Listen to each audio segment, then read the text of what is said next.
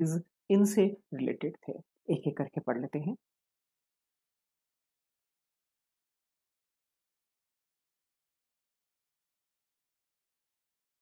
सप्तांग theory first है आपकी सप्तांग theory. इसमें मैं एक नॉर्मल एक आप बॉडी ले लीजिए, जिंदा ले लीजिए, मुर्दा ले लीजिए, जैसा आपको अच्छा लगे, कोई इश्यू नहीं है। ठीक है, ये एक बॉडी हो गया।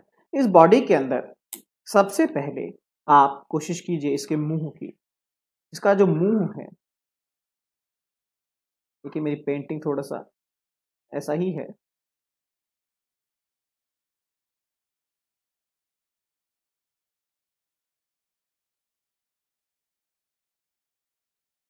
ये एक ड्रैगन बना दिया मैंने आपके आगे, ऐसी आंखें नहीं बनाई।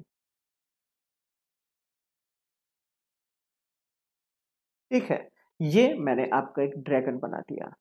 ठीक है, बेसिकली मैं मुंह की बात क्यों कर रहा हूं, क्योंकि सप्तांग थ्योरी जो है वो शिखा इस चोटी से स्टार्ट होती है और लोअर पार्ट के अंदर जो आपके पैर हैं, जो आपने स्ट्रक्चर देखा था, ये जो आपके पैर हैं, यहां तक ये खत्म होती है।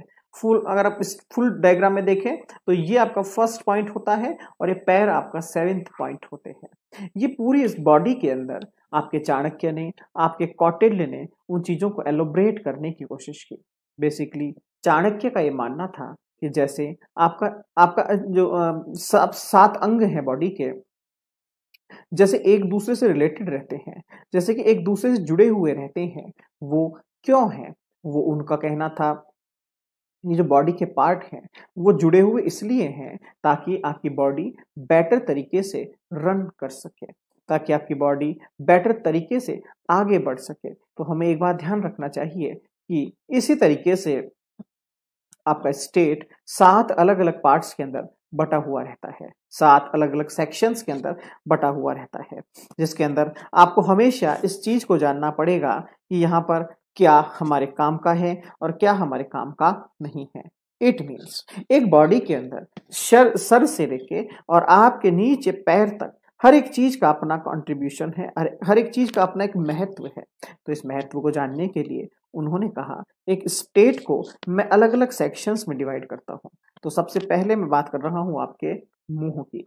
इस मुंह के अंदर कौटिल्य का ये मानना था कि जहां पर जब मैं बात करूंगा आपके साथ किस कंसेप्ट की, आपके अर्थशास्त्र के अंदर स्टेट की, तो उस स्टेट के अंदर एक बात ध्यान रखिएगा, यहाँ पर जो सप्त अंग हैं वो सबसे पहले ये जानना जरूरी है ये 7 अंग कौन कौन से हैं।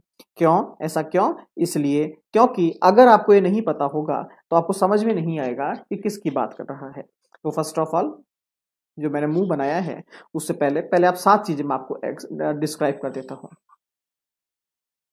फिर इसके हिसाब से मैं आपको डायग्राम बताता चलूंगा और आप इसको लिख लीजिए कहीं पे या तो। 5 6, चल जा भैया, 6 7, ठीक है।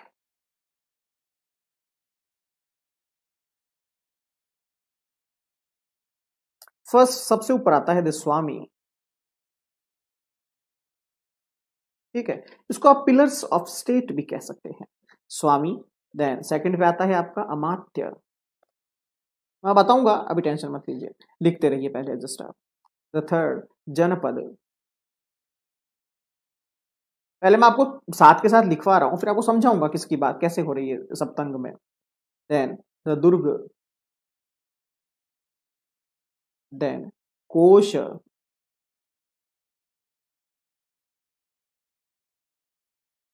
ध्यान रखिएगा, एक कंफ्यूजन पहले मैं आपकी दूर कर दूंगा, इसके बाद आपको लगेगा कि सर ये तो आप कुछ और बता रहे हैं, हमने कुछ और पढ़ा था। तो डोंट वरी, पहले आप सिर्फ लिखते चले बातों को।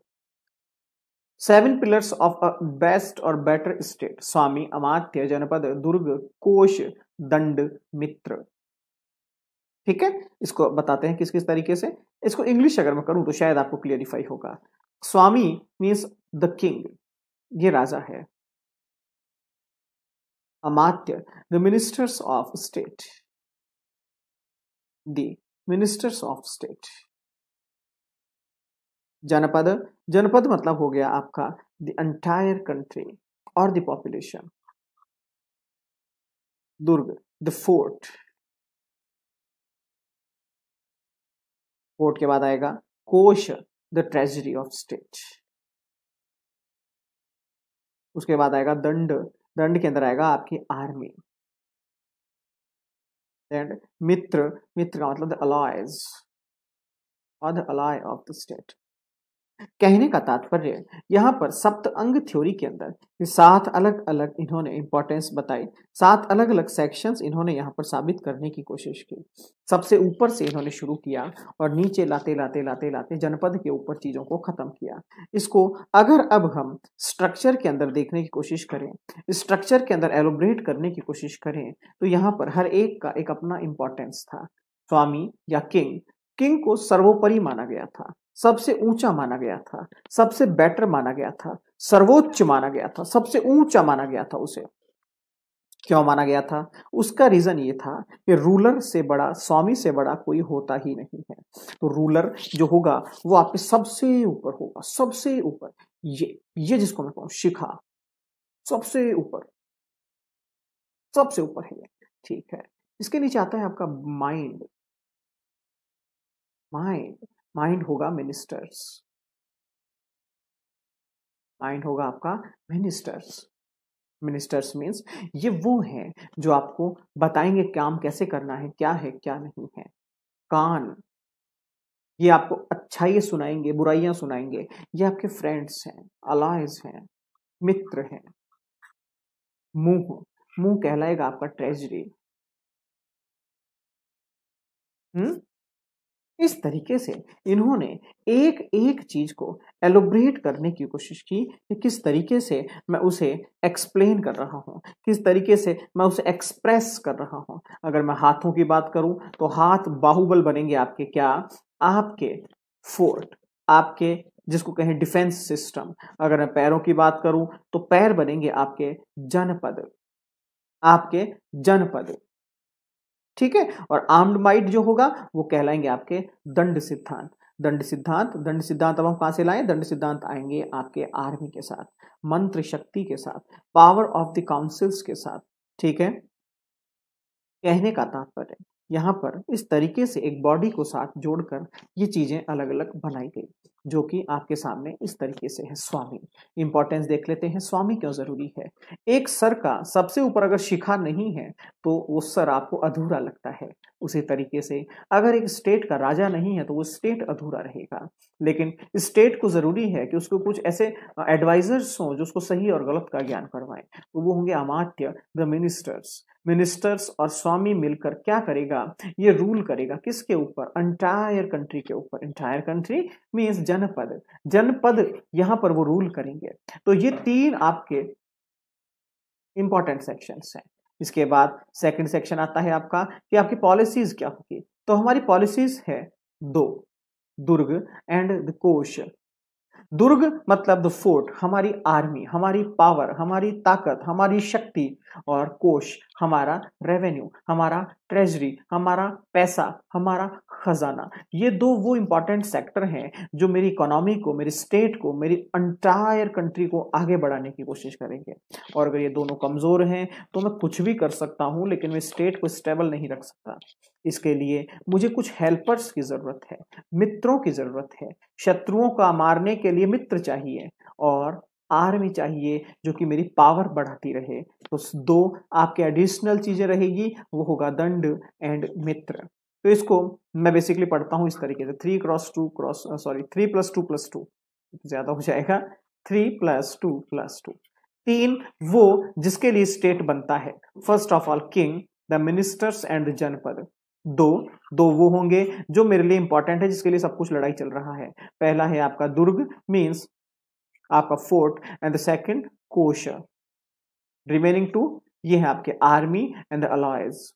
इस तरीके से इन्होंने सप्तअंग थ्योरी को डिस्क्राइब करने का कोशिश किया। सेकंड वन, द षाडगुण्य नीति ऑफ कौटिल्य। षाडगुण्य नीति ऑफ कौटिल्य, 6 अलग अलग तरह के गुण होंगे 6 अलग अलग तरह के कंसेप्ट होंगे।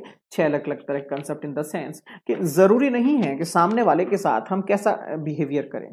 सामने वाला इन द सेंस इसको आप अपने अपने अपने अपने जीवनी के ऊपर उतार कर देखिएगा, अपने लाइफ पर उतार कर देखिएगा। आपका एक पड़ोसी है जिसके साथ आपके रिलेशन अच्छे हैं या बुरे हैं, I don't know, what ever जो भी है आपके रिलेशन, लेकिन इस षाडगुण्य नीति को आप अप्लाई करते चलिएगा। जैसे जैसे मैं बोलता चलूँ वैसे वैसे अप्लाई करते चलिएगा। उससे फायदा क्या होगा?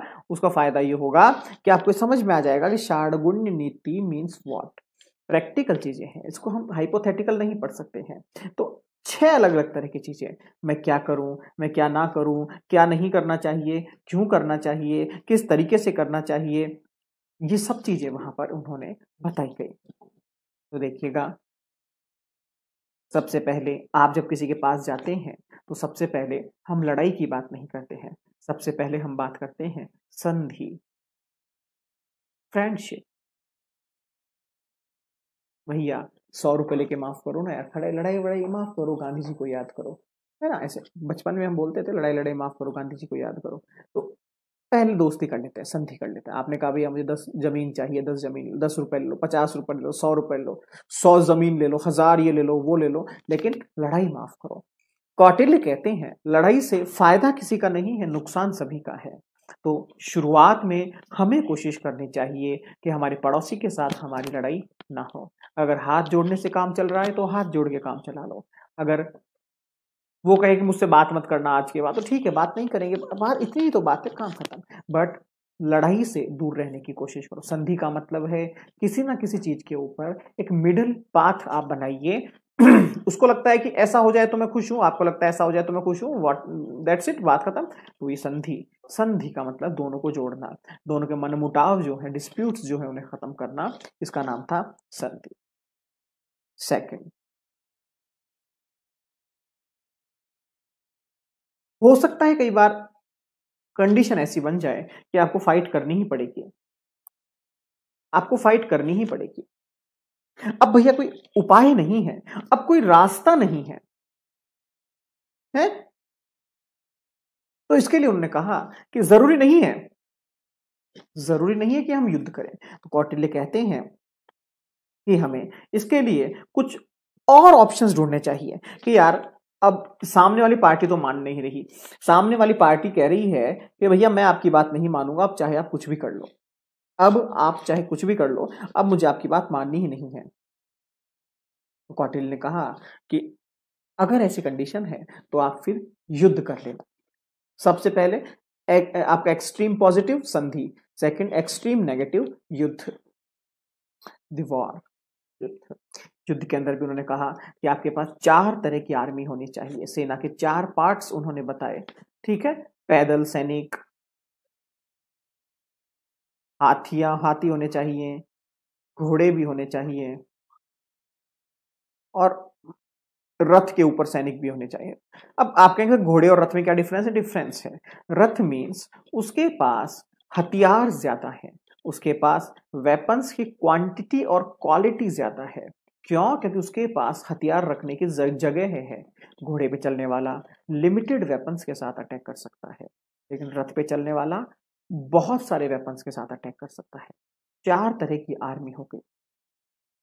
उसके लिए इन्होंने कहा हमें चारों आर्मी को स्ट्रांग करना है और युद्ध कर देना है। अब इसके अंदर उन्होंने कहा कि सबसे ज्यादा जो महत्व था उस वक्त, कौटिल्य ने कहा सबसे ज्यादा जरूरी है राजा को कि अपनी आर्मी के अंदर वो एक चीज के ऊपर हमेशा ध्यान रखे, आपका जो पावर ऑफ एलिफेंट्स है, हाथी बल जो है आपका, हाथी दल जो है आपका, हाथी बल जो है आपका, ये सबसे ज्यादा सुप्रीम है, ये हाईएस्ट पावरफुल है। आपने देखा भी होगा पुराने जमाने की पिक्चरों के अंदर या पुराने जमानों की फाइटिंग के पिक्चरों के अंदर, जो राजा थे वो ऑलमोस्ट हाथी के ऊपर बैठकर युद्ध लड़ा करते थे। उसका रीजन था, पहली बात तो हाथी किसी को आपके पास आने नहीं देता, हाथी की हाइट बहुत होती है, तो आप हाथी के ऊपर बैठे हुए राजा का अटैक नहीं कर सकते जल्दी से। तीसरी बात, हाथी अपने आप में इतना आपका अग्रेसिव होता है कि वो अगर उसकी कोई सूंड या पूंछ आप पे लग गई तो आप वैसे फेल हो जाएंगे। तो हाथी सबसे ज्यादा सेफेस्ट एनिमल उस वक्त माना जाता था, और हाथी शांत भी होता है, आराम से मस्ती से चलता है अपने से, तो राजा को कोई दिक्कत नहीं होती थी। तो हाथी बल आपकी बड़ी पावर हुआ करता था। उन्होंने कहा हाथी बल के ऊपर आपको काम करना चाहिए। इसके अंदर मान लीजिए आप जीत जाते हैं, तो कौटिल्य ने कहा ये विक्ट्री 3 तरीके से आपको एलोब्रेट की जाएगी।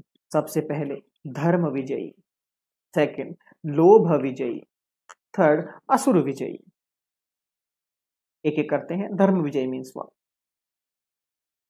धर्म विजय मतलब आप इसको इस तरीके से जोड़िए, युधिष्ठिर से जोड़ने की कोशिश कीजिए। राजा युधिष्ठिर महाभारत के युद्ध से, ये धर्म विजय थी।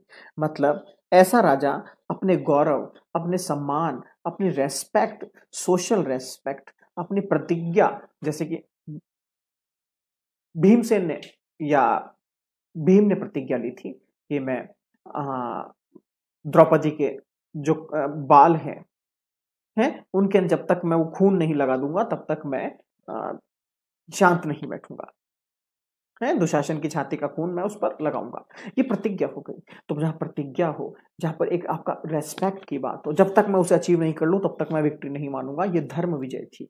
यहाँ पर राजा पैसे की लड़ाई नहीं करता, यहाँ पर राजा रेस्पेक्ट की लड़ाई करता है।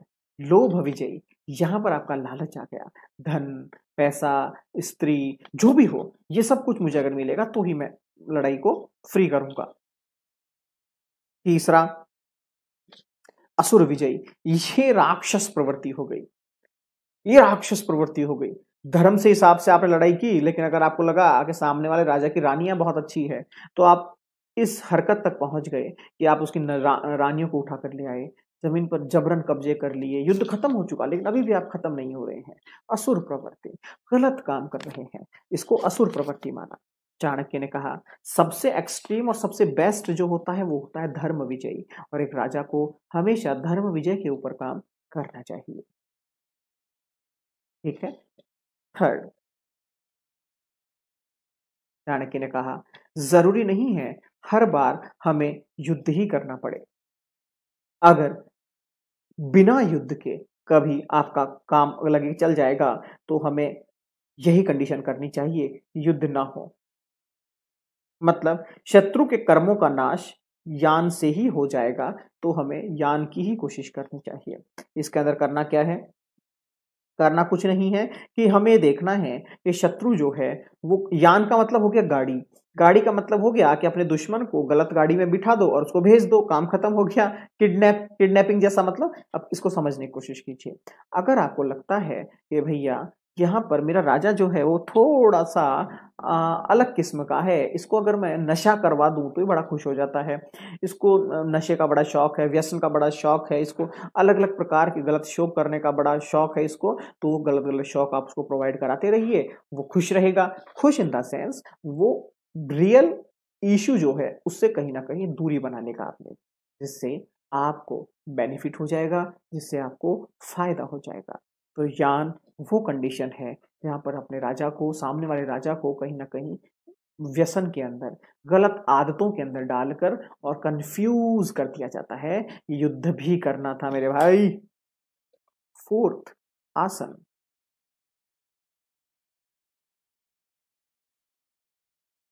इसके लिए क्या करना है? आसन मतलब बैठना। आप इंतजार कीजिए शेर की भांति। जैसे शेर एक जगह पर बैठकर इंतजार करता है मौके का, जब मौका आता है वो उस पर हमला कर देता है।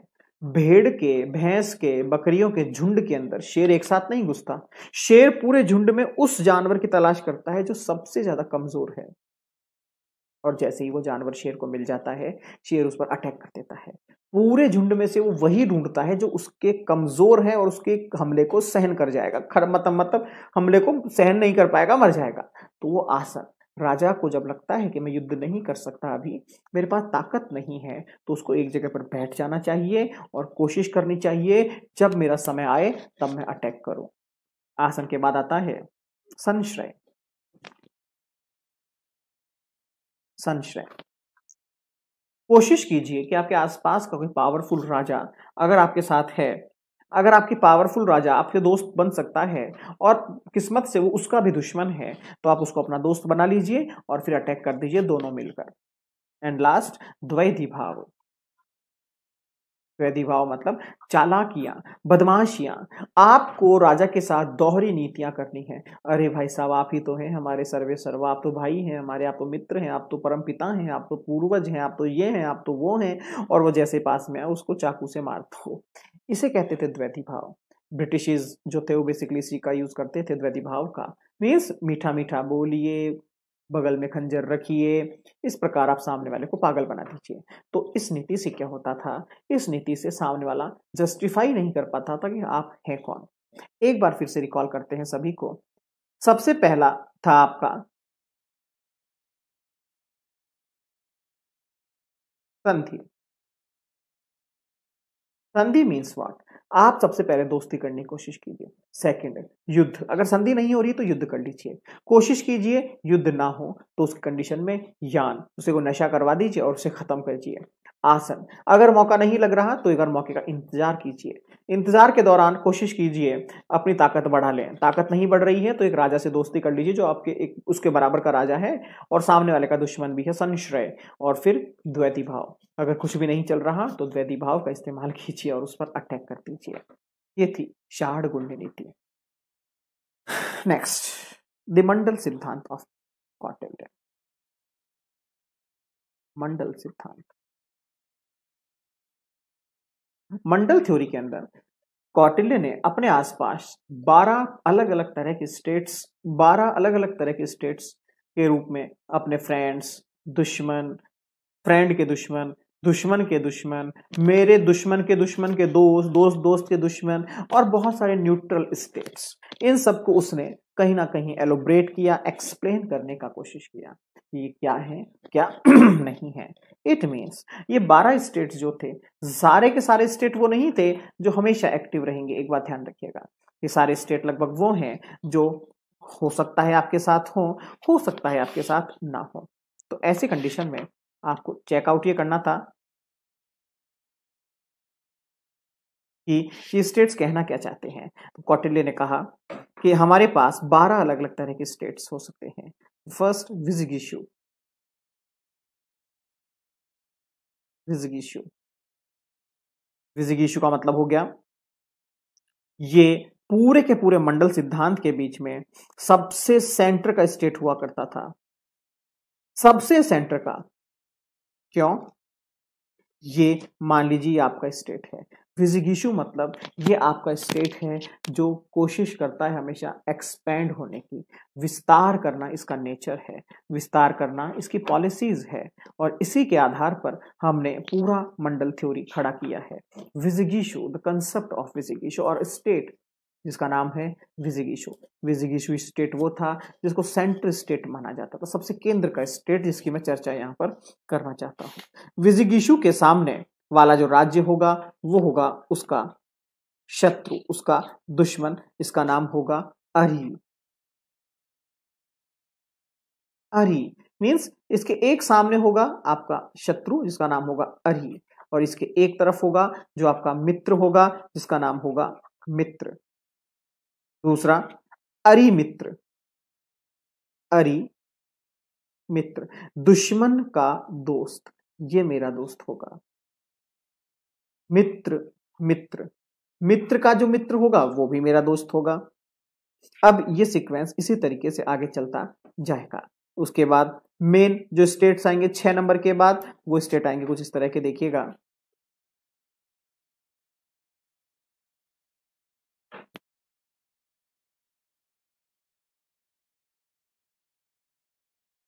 ये मेरा सॉफ्टवेयर थोड़ा दिक्कत करता है शायद आज। स्क्रीन को एक बार नीचे खींचते हैं, पूरा नीचे चला जाता है। चलिए,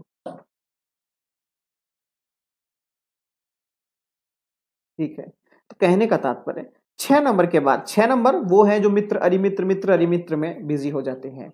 6 स्टेट्स तो वो थे जिसके अंदर हमें सिर्फ मित्र और अरि, इसके ऊपर लड़ाई करनी है। मित्र अरिमित्र, मित्र पहले हो गया अरि, फिर हो गया मित्र, फिर हो गया मित्र मित्र, फिर हो गया अरिमित्र, फिर हो गया मित्र मित्र मित्र, फिर हो गया अरिमित्र मित्र। इस तरीके से 6 स्टेट्स तो चले जाएंगे इसके अंदर। बाकी के जो 6 स्टेट्स आएंगे वो आएंगे, पहला आएगा उसमें से पाशनिग्रह। पाशनिग्रह या प्राशनिग्रह, ठीक है, ये बेसिकली क्या होगा, ये भी वो है जो कि आपका कहीं ना कहीं विजिगीशु का दुश्मन है। मीन्स दूसरे लैंग्वेज में कहूं तो ये भी आपका एक अरी का ही स्टेट हो गया। 8वां नंबर पे आएगा जिसका नाम होगा आक्रंद। आक्रंद भी अरी की तरह, जैसे हमने वहां देखा था अरी के पैरेलल में क्या था, मित्र, तो आक्रंद भी होगा मित्र। अब इसी तरीके से ये सीक्वेंस आपकी चलती रहेगी कहां कहां पर, आगे तक। अब आगे चलने के बाद अब इसके अंदर लास्ट स्टेजेस जो आएंगे वो स्टेजेस ये साबित करेंगे आपको कि अब जो डिस्प्यूट्स हैं वो पाशनिग्रह है और आक्रंद के बीच में सारे के सारे चलते रहेंगे। एक आएगा आपका 11वें नंबर पे जो हो गया मध्यम राज्य। मध्यम राज्य वो होगा जो विजिगीषु और अरि राज्य की सीमाओं से लगा रहेगा और ये दोनों से अधिक शक्तिशाली होगा और जिससे ये दोनों से अलग अलग मुकाबला करने के लिए और मुकाबला करने के साथ साथ दोनों की सहायताएं भी करता रहेगा। आक्रंदाओं और पश्चिमग्राहों से जब युद्ध होगा तो उसमें मदद भी करता रहेगा विजिगीषु की और अरि की।